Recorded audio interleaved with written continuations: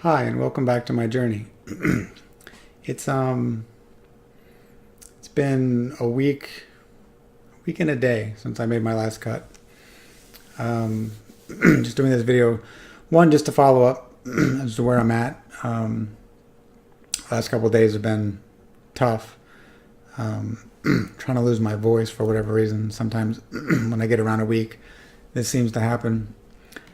In the past, I probably wouldn't have made the video today, but I told myself I'm going to continue making these videos so I can document the journey. I also have come across some things that I wanted to just throw it out there. It's the MTHFR gene mutation. It's something when I was able to get around and I was looking for my daughter for different things for the eczema and some other stuff that she had going on. One of the doctors mentioned it, and as I started to research it, I realized that there is a correlation between it and anxiety, depression, things that you'd be watching this video for. It's interesting because it's a pretty inexpensive test. Most of your doctors probably can do it. Like with my insurance company, it was free. But having said that, what you could do or try, you can Google it. There's not a lot of information. You can go to MTHFR.net, which is Dr. Lynch. I believe he's like the one who found the mutations. I actually was tested. I tested for the one. I don't know which one it is because you can have two. My daughter also has one. And what we do to treat it is you take methylated B vitamins and methylated folic acid rather than taking the regular folic acid in the B vitamins, because your body cannot break those down, which creates a whole cascade effect. There's a lot of linkage to miscarriages and cancer and a lot of other things, but notwithstanding, also depression and anxiety. I think, and a lot of other things too, fibromyalgia, things that a lot of people who have the label of anxiety and depression, whatever, a lot of things that go with those also go along with the MTHFR gene mutation. I think it's about 20% I've heard as high as 50%, depending on what you read. So I guess if that's true, then flip a coin. Either yes, you have it, or no, you don't. And that's why I said if you can't get tested, don't want to get tested, it's too expensive to get tested, then you could just try taking, because everybody knows B vitamins, folic acid is very good for anxiety and depression. So rather than taking them that way, just get them methylated, which is pretty common. One of my supplements, I think it's called Methyl Protect, has all of those in there. I was taking 2 a day. I'm taking 1 right now. I think I'll probably go back to 2. And again, this isn't medical advice. It's just what I've been doing.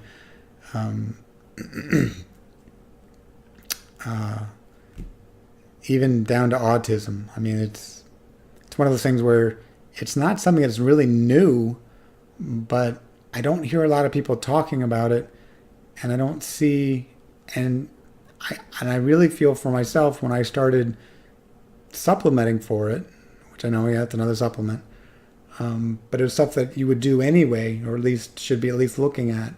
The vitamin B12 and specifically, I know mostly comes from meat, and I know a lot of people are vegan and vegetarian, so they do supplement. Some do, some don't, depending on how much of certain other foods that you eat in your diet. But if you do have anxiety and depression, those are very good vitamins to be supplementing anyway. So just changing to a methylated version could go a long way. You can try it. If you don't feel any better after a few weeks or feel like it's taken the edge off, and again, I'm not saying this is a cure. I don't think anybody's saying that, especially for anxiety. But as far as energy levels, as far as just a whole bunch of things, it's something you can Google. I'll put something in the description when I get around to doing that. I need to get better at my descriptions. Anyway, it's just something I wanted to throw out there. As far back to my journey goes, like I said, the last few days have been rough, which is interesting. And I think that's the Valium. I think it does have such a long half-life that it takes a while for my body to really go, oh, okay, now it's gone. And then I start having more acute side effects. But having said that, again, I'm gonna continue to just say it is what it is until it's not. So it doesn't take away how hard it is. It doesn't take away anything you might be feeling, because talking with people, interacting with people through YouTube and through other sources, I get it. I understand. So that's why I'm throwing out the MTHFR thing. It's something maybe you haven't looked at. I know, like myself personally, years ago I was tested for everything under the sun. That wasn't something that was even discussed. And again, found that through, he was actually a doctor for autism, but we went to him because he was a pediatrician and I wanted to get more information. Again, I called, interviewed him basically and his staff, and he even agreed to take me and saw me a few times. And he's the one that we did the genetic testing through, and or at least he just showed, he told us, like, I think we did 23andMe at the time. And, but there's a bunch of other ones out there, I guess. And that's how so when I did see my naturopathic doctor now, I already had that information. So again, he used muscle testing. I know, whether you do or not. But I muscle tested strongly to, again, like the methyl protect or something that would alleviate that. Which didn't surprise me because I had already had the test done. Again, but that's not something you need to be tested for. Just, take the methylated version, because that's the problem. Your body can't metabolize those vitamins, and they're very key vitamins. And the cascade effect from that down, you can do the research if you want to. I'd like to include more, and I'll try to include as much as I can. But like you guys, as I'm going through this, it's tough for me to sit in front of a computer, read for any length of time. But I know, because I put myself out there, I'm going to try to get as much information out there as I can. I talked specifically to one of the people who subscribed to my channel about Candida and what I went through, and my daughter and whatever, just our experience really with that.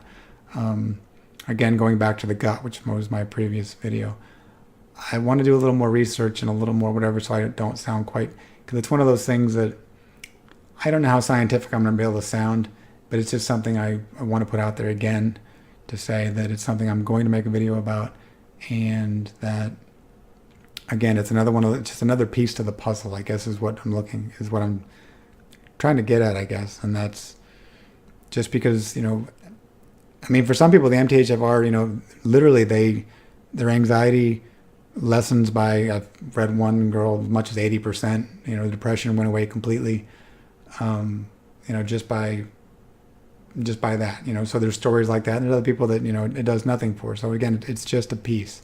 It's a piece of this puzzle. I know anybody watching this is probably in benzodiazepine withdrawal. God knows I wish I had something for that. Like I said, the GABA supplements is about as close as I've come to finding anything that gives me any kind of relief. That and Epsom salt baths, showers, hot baths of any kind, but if you can add Epsom salt to help your body detoxify, anything that's detoxifying, whether it be sauna baths or whatever, but for me, I try to at least 2 or 3 times a week do an Epsom salt bath.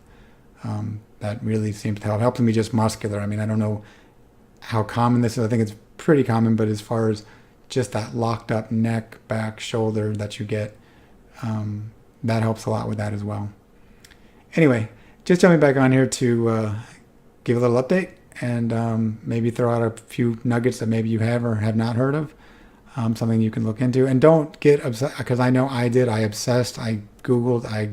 And that's something I'm trying to teach myself now. And even to you, I would recommend take it for just what it is. I mentioned it. Look into it. Talk to your doctor.